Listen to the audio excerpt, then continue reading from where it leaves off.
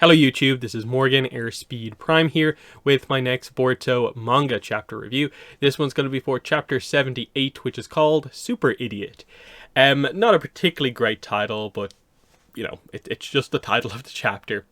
So here we are. Obviously last week really set things into motion. We are finally doing the sequence of events that is going to get us to our time skip and revealing a lot of moments. And this is it will be a memorable chapter simply because this was the chapter where Boruto got his scar. That's probably the ultimate sort of takeaway from this chapter. We had another Boruto Kawaki confrontation, and we're in the middle of this big sort of inciting incident of the end of this phase of Boruto. I don't think it was a blow away incredible chapter. Part of that is because, I think the way things have gone, it's been, this was sort of predictable to a certain degree. And then a lot of the other elements that we really don't know about, we are just kind of waiting to see, okay, what are you doing with that? What are you doing with that?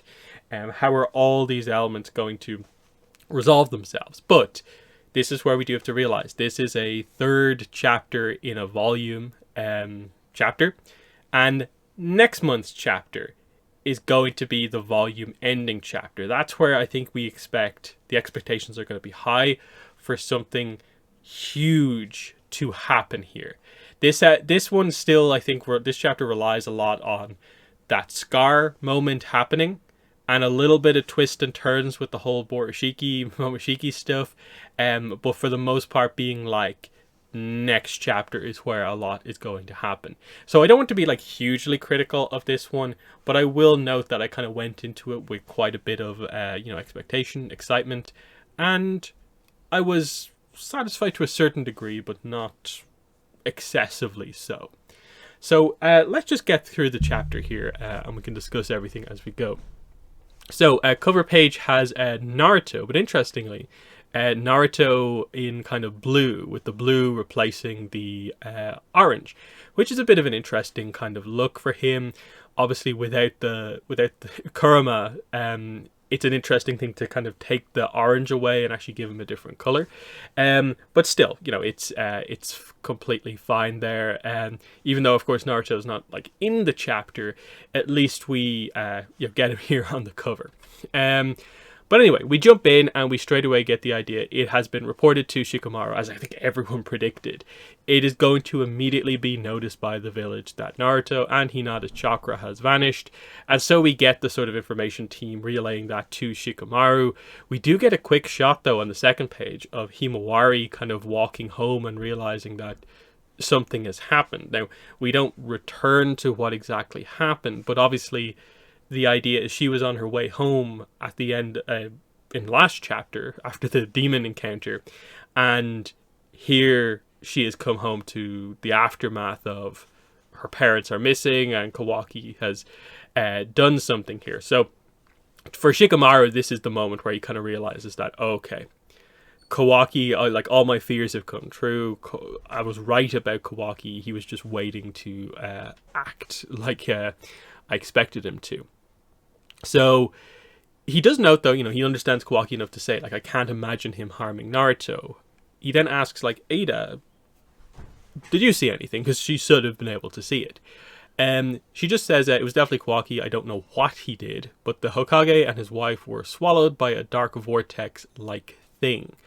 And Boruto, of course, is here to hear about this.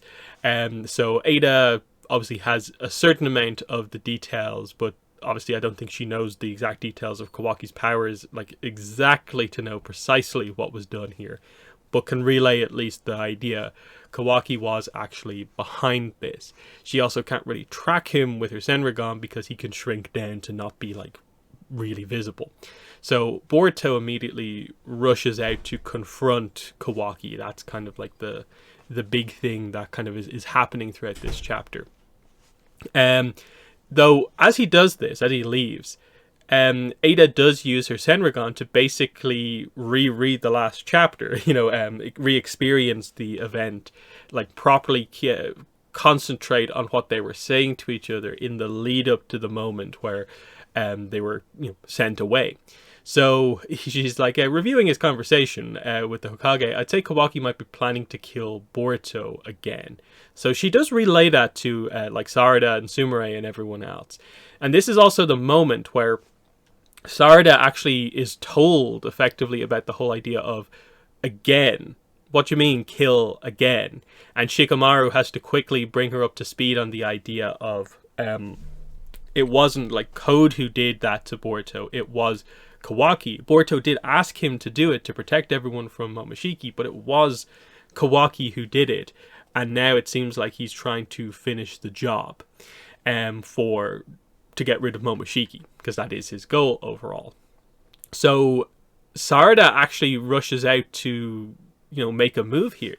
And this is quite interesting just from her like character kind of point of view, is that it's her, they're focusing on her to a certain degree here, noting the emotions about, I only found out that Boruto had died after he'd already been resurrected. At the time, I didn't even know that he was in danger. So she has to make a move to do something here, which is very similar to kind of the same dynamic that they're doing with Sasuke, who also was not there during the last kind of big incident, of course. So she is rushing out to kind of find the two of them also. So at this point we do cut back to Boruto. He's now on top of the Hokage monument, kind of running across the top of the kind of cliff. And Kawaki tries to get him in the same thing that he got Naruto and Hinata in. But of course, Boruto activates the karma, absorbs it, kind of cuts through it. And it's noted that it would have been easy if I could just seal you away too. And this is where we get the confrontation between the two. So immediately the question is, okay, where did you put them? What did you do to them? And he explains that it's the Daikoku-ten. It's the thing that, it's the other side of the shrinking power, is that he can put stuff into the dimension. And this is how the power kind of is so dangerous, is that you take stuff out of that dimension, make it big again, and that's the sort of the core power there. So he has used sort of space-time ninjutsu to put them into that dimension. It is noted, though, that the dimension is a place where time is frozen. They're both fine, and they both won't age a day or starve to death in there.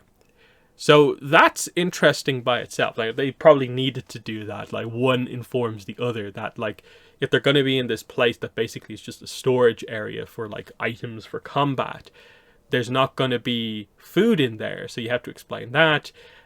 And the only real explanation for them being able to survive is going to have to be that time doesn't work. And so that's fair enough, I get. And he's like, you'll never see either of them ever again, as this sort of starts the fight between Boruto and Kawaki, with him taking some of the cubes out, making them big, and Boruto has to avoid them. So they go back and forth here about, why are you doing this? Because you're an Otsutsuki, Boruto. Why else? Boruto doesn't like this reasoning, of course. He does note that, like, everyone is going to be here, like, really, really quickly. You know that this is not going to work. If this goes badly, like, you're going to be, I suppose, executed effectively by the village. And he's just like, yeah, this is why I don't have time to talk with you. There's no going back. And all the time this is happening, we're getting some action. I personally don't think it's anything particularly impressive, the action that we get here. There's an emotion behind it because it is Boruto versus Kawaki, but I don't think the actual, like, choreography, jutsu on display here or anything like that is particularly impressive. I'm not even sure it's necessarily meant to be, that it's not. It's less the case that it's just, like, poorly executed fighting, and more of just they're having a more typical fight. This is not the big one, as we sort of find out. And it's just like, yeah, words aren't going to cut it. This has to be a fight. And interestingly, Kawaki does say, right back at you, bro. Then we get the only Amado scene in the chapter. And there's not too much to it. He's with Sai. And Amado's just like, I heard he assaulted Lord Hokage. I can't believe it. It's got to be some sort of mistake. The Sakuna Hakona makes him difficult to hold him. Worst case scenario, we may have to take extreme measures. And Amado is like, ... And I think what this is setting up is the idea with the thing that Sai says, extreme measures, which is that the village will have to kill Kawaki. Kawaki has not revived Akebi yet, and this is, I suppose, going to be about Amado's loyalties. And when all of this breaks down in terms of where has Kawaki gone, whose side will Amado, go on? And I think the idea, even though he's had quite a good run with the Leaf Village for a bunch of chapters now, helping them, his goal in all of this is ultimately to revive his daughter, and that has to be done through Kawaki. So he, I think, will potentially, when it comes down to it, work against the Leaf Village to stop them from killing Kawaki and to help his own motivation, which is to somehow revive Akebi. Now, I'm not sure what to make of this, because Amado, to some degree, I think, from the emotion on his face, is somewhat surprised that Kawaki has kind of gone rogue in this way. So, again, like I've been talking about in speculation and so on, Amado's loyalties, Ada and Demon's loyalties, when everything pans out, will be fascinating to see. So in this chapter, for instance, like, we don't really cut back to what Ada's up to here necessarily. We don't really see her give any judgment as such on events that she has seen, but we know that her personal loyalties are more towards Kawaki than anyone else. So she gives them information there because they're asking her, but is she going to have any sense of loyalty to the village for sort of like taking her in and the kind of deal that was in place? Or will she move to go with Kawaki while this is all in place? Because keep in mind, they are setting up that there is a mystery about Ada's charming power. Momoshiki was like, I don't know what it is, but then later came back and was like, I figured out what the deal is with Ada's charm power. But he never explains what it is. So Momoshiki is forming some sort of a plan in all of this, using a lot of these elements, and we'll see more of that as we go through the chapter. So anyway, back to the fight, and we get, they're kind of throwing jutsus at each other. There's a little bit of taijutsu here. Like I said, I don't find a lot of the fighting here to be particularly impressive or notable. There's a lot of, karma absorbing going on here, but nothing particularly great. In the anime, I think this will be much stronger, but for now, it's just manga fight. But then, Sarada arrives on the scene. So she's like, Kawaki, what are you doing? He says, if you don't want to die, basically stay away. Boruto also wants her to stay away from this. He really will kill you. And this is a weird thing for Sarada. This is part of that kind of, is this well executed or not? And I think this makes Sarada look pretty bad. I don't think it's like the worst thing I've ever seen or anything like that. But it is certainly not a strong portrayal of Sarada. Now, to be fair, the idea is that Kawaki is vastly more powerful than Sarada in this instance. It's just that this is meant to be Sarada as a character making a stand in front of, someone who was her friend, as trying to demonstrate the idea that she is destined to become the next Hokage, and she doesn't do anything. She just stands there. Her pose isn't particularly strong. She doesn't turn her Sharingan on, prepare a jutsu, and he just walks up and is like, you shinobi really are destined to die early. And just swings the arm blade. And the idea is that if Boruto doesn't act here, Kawaki just kills Sarada in this moment. That she just does not stand a chance whatsoever. Now, I think the only explanation out of this that you have is that Boruto, because he had a little bit of an encounter with Kawaki before, is fully prepared for this fight and what it is and what it entails. That they're going to have to go at it, mortal combat against his brother. And I think you're meant to take away from Sarada's perspective is that she comes into this but is maybe not ready to do what she needs to do in a potential fight against Kawaki, who she's somewhat close to. At least to me, that's the only save for Sarada in this instance, and this portrayal of her as a character.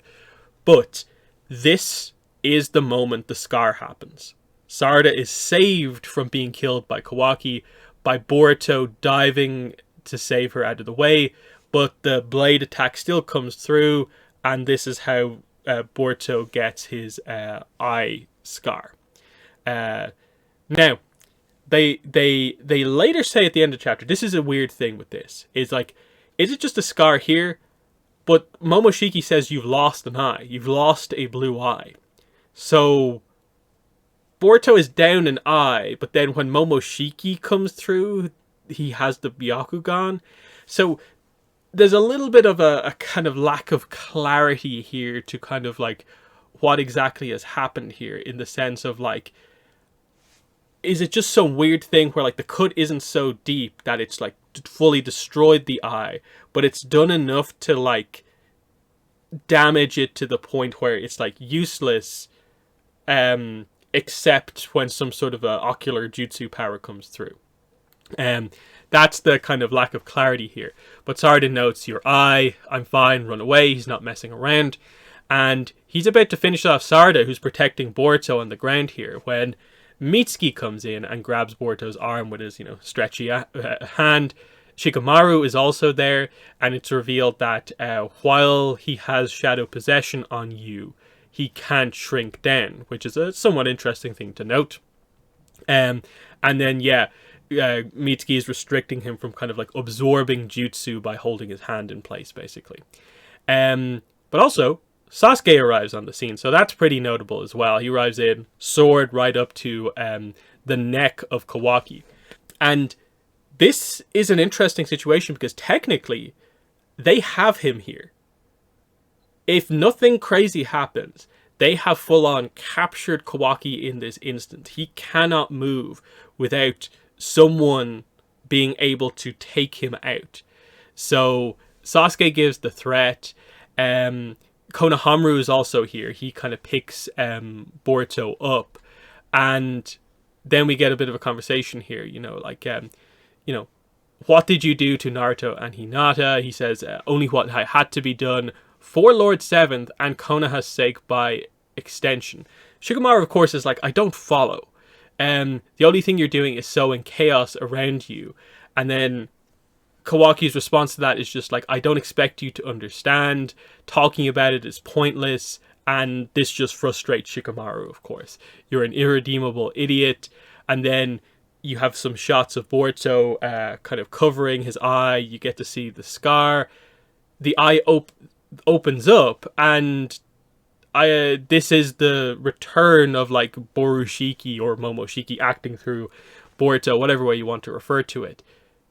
And obviously visually, the way that they're showing this is like, one, that the karma mark obviously comes over the eye, but two, like, it's the Byakugan, I'm guessing, here. So that's the confusing part of the kind of combination aspect of the two of them here. Has he lost his eye, or is it just a cut over his eye? And then, if he has lost his eye, how does the Momoshiki Byakugan kind of work here? How on earth does the Jogan come into play, like, at all in this, if we're even going to do that?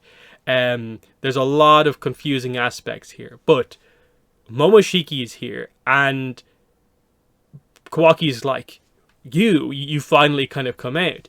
But Momoshiki absorbs the shadow possession, which allows Kawaki to shrink down and escape. And he just gets away in this instance because, no one can react quickly enough to get him while he is that small.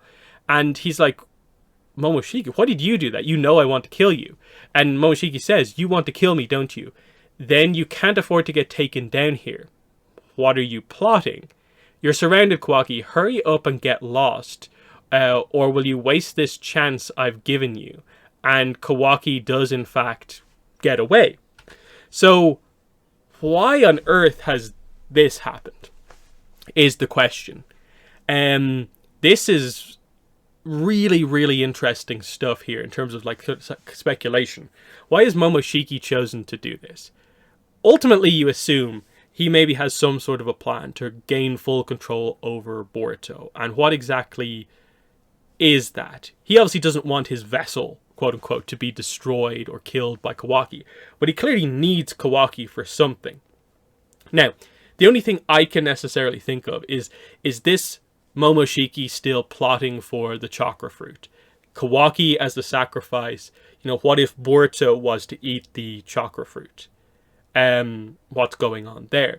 How does Momoshiki feel about Code's plan in all of this? Like, does he just want to make the chakra fruit happen? Would he be okay if Code got it? I don't necessarily think so, but we don't really know what the kind of motivation directly is. In the sense that, like, if, say, Boruto, while possessed by Momoshiki in control, ate the chakra fruit, would that allow him to come out? Like, would that technically be the consciousness of Momoshiki eating the chakra fruit? And because it can sort of make you a full Otsutsuki, would that give Momoshiki the control that he needs or whatever? That's the kind of interesting dynamic here. And especially because Momoshiki has sort of, quote-unquote, seen the future and seems to know what is going to happen. This obviously is part of him making sure the future comes to pass. So we'll see what happens. They note that, like, he's probably getting low on chakra at this point, but he can't hide forever. That's when we'll strike.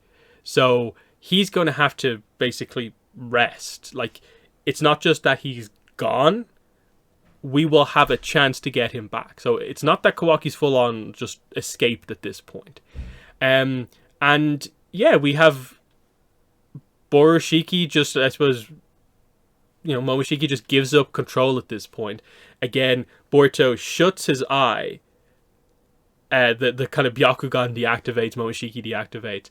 And Sasuke is like, yeah, I don't get it. What's he trying to do? Why did he save Kawaki who wants to kill him? Why did this happen?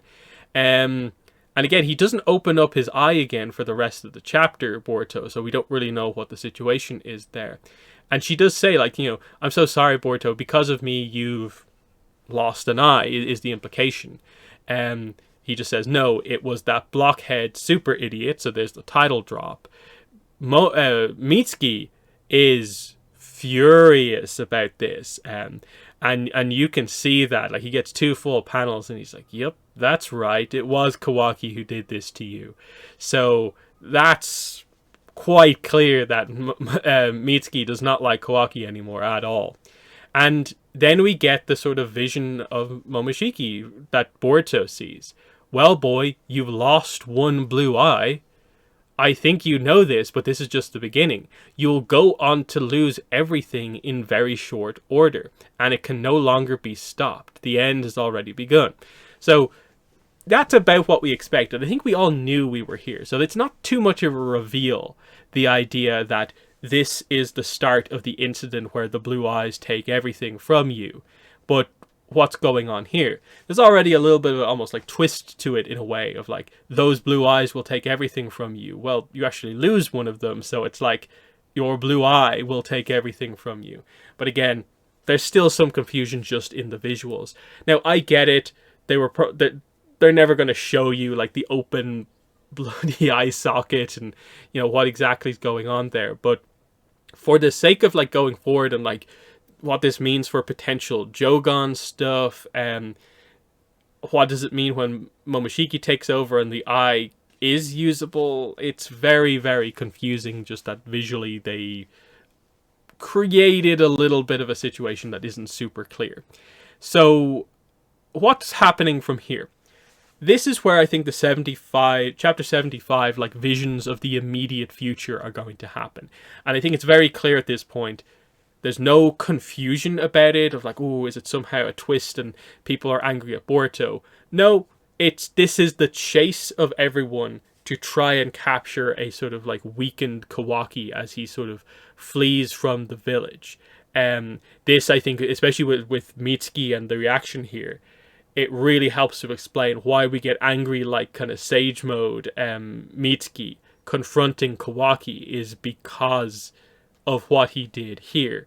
This is why we get the whole like Shikadai thing of like, this isn't what friends do, highlighting that like, we thought there was potential with you, but you have full on betrayed that now.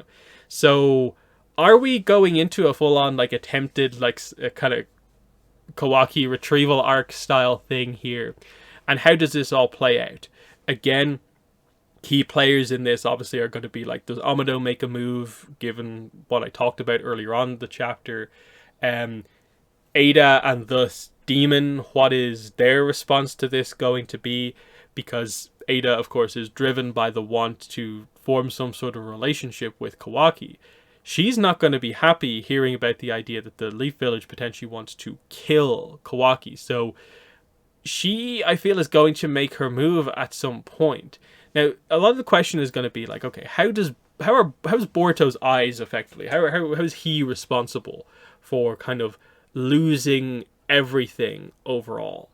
The sequence has now started, but what does Boruto do to kind of lose everything? And what is it really like suggesting? That's what I'm not sure about.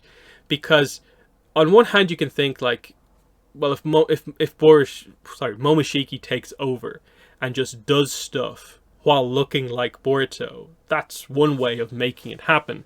But that seems like a bit of a fake out twist. Like, that's not really like a clever solution to everything that's happened. So what exactly are we talking about here? Is it sort of like the Jogan awakening is this sort of positive and minus that ends up happening? That's what I'm not sure about. Or is it more of the idea that because Kawaki is driven by the want to basically kill Boruto, that it will result in a lot of people being sacrificed, like basically dying to Kawaki as he makes his goal a reality? And that's more of the angle that they're taking here. Because I still think everyone is in the position where I think most people believe Sasuke is going to fight Kawaki and probably die. That's potentially something that's very maybe likely to happen. I'm not really sure. And then, of course, let's not forget, Code is still out there. He's waiting for his opportunity to attack the village. And given that Kawaki's in like full retreat at this point, it feels like if anything is going to take everything, it would be Code attacking the village now, when there's a bit of a distraction and everything happening here. With Naruto out of the way, Sasuke is one of the few powerful characters left in the village. And then if Sasuke is, quote-unquote, maybe killed by Kawaki, then suddenly the village is incredibly vulnerable. And then it really comes down to the decision of Ada and Demon and where they choose to place their allegiance. And will they ultimately end up going after Kawaki? Because that's the other thing. Code is waiting until Ada's not in the village to attack. And if she goes after Kawaki, she's not in the village anymore. And there's how you have your big, maybe climactic thing of a lot of the main characters are away from the village trying to go after Kawaki. And maybe Ada, we see Ada leave as well. And this leaves just the rest of the village to defend against the attack from Code. And so that is how everything is lost. That the pursuit of Kawaki goes very, very wrong and characters get injured. Maybe we have a couple of deaths. They return after maybe like, Kawaki escapes, obviously. To find the village like absolutely decimated by Code. The problem is that it feels like Code almost, if he attacks, has to be like dealt with immediately, because his goals are to take revenge on a certain group of characters, but also to either capture Kawaki or Boruto to sacrifice to the tree, to the Ten Tails. And it just feels like that we're juggling a lot of plot elements here. So I don't really know what way to go with things. So it's a very kind of weird chapter in the sense that I think most of what actually happened here was sort of like predictable in a way.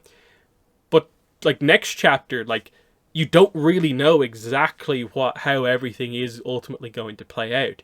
Again, it feels like there's a few kind of things that are maybe probably like destined to happen, but you don't know everything that's going to happen here. So, I don't know. It's fascinating that's I think always been the way that this manga has been, is that say what you will about it, but it's been good about having kind of twists and turns, about being, I think, truly like unpredictable in a lot of ways. You never know exactly what way things are going to go, and that is very, very good. So that's I think the main kind of positive that we're kind of dealing with right now. While they have the strong content here, these are like good chapters that we're kind of going through and exploring here. So yeah, this is going to be a weird one to sort of speculate about, like as we get closer to the next chapter. Just because, kind of like I went through there, there's so many possibilities of kind of things that can and will happen. Let's not forget that Kawaki's overall goal is to take out like all Otsutsuki as well. So for now in the series, that seems to basically just be Boruto, and then maybe Code, because Code wants to become an Otsutsuki.